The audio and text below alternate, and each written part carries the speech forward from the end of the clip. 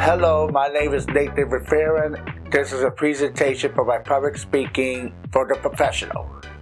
Over the years, the National Football League, aka the NFL, has its share of concussions over the years because of the violent nature of the game, and head injuries are common.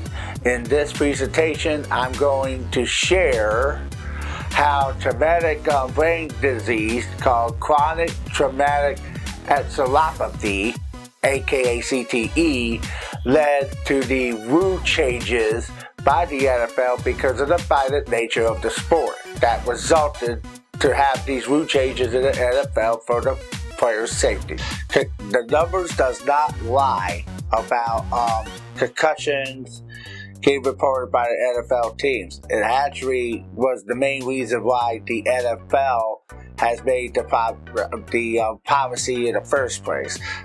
As you can see here on this graph right here, the white graph will represent how many total concussions of football players was reported before the protocol was implemented.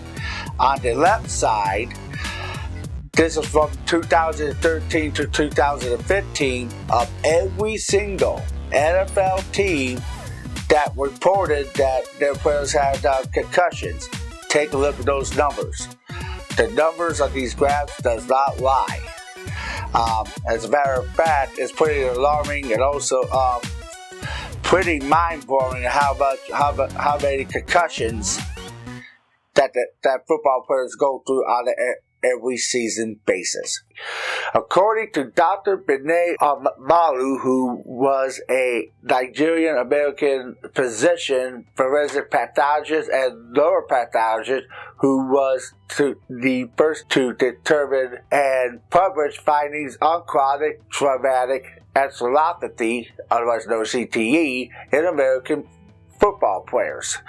While working at the Allegheny County Coroner's Office in Pittsburgh, Pennsylvania, he said that chronic means long-term, traumatic means associated with trauma, and encephalopathy means a bad brain. And that came from him, Amaru, in 2015.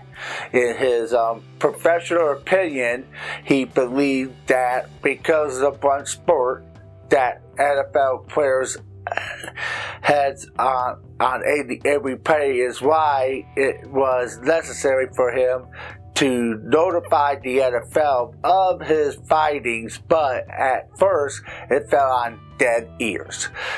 The violent nature of professional football has prompted rule changes because of concussion-related issues, otherwise known as concussion protocol. The NFL ignored making changes through the years until 2013 because of one doctor's discovery. The NFL used a lot of excuses why they ignored that topic. Eventually, the NFL could not ignore it anymore. The NFL needs to stop making quote-unquote that ridiculous rules based on someone's discovery and let the players play.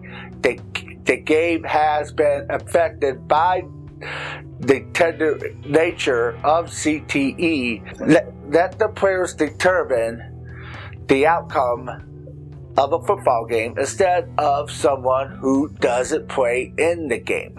I have not been in an area that predetermines who wins a football game off the field because of CTE.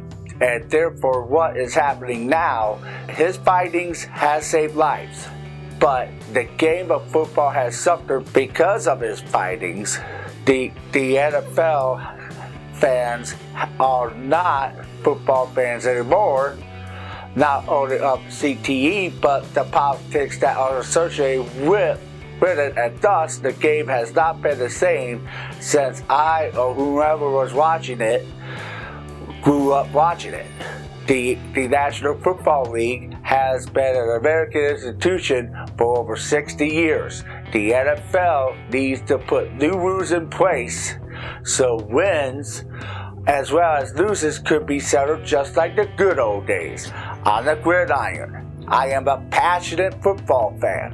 I would like some rules eliminated or at least changed altogether to keep the safety of the players a high priority. And thank you very much for watching my presentation. I hope you enjoy it.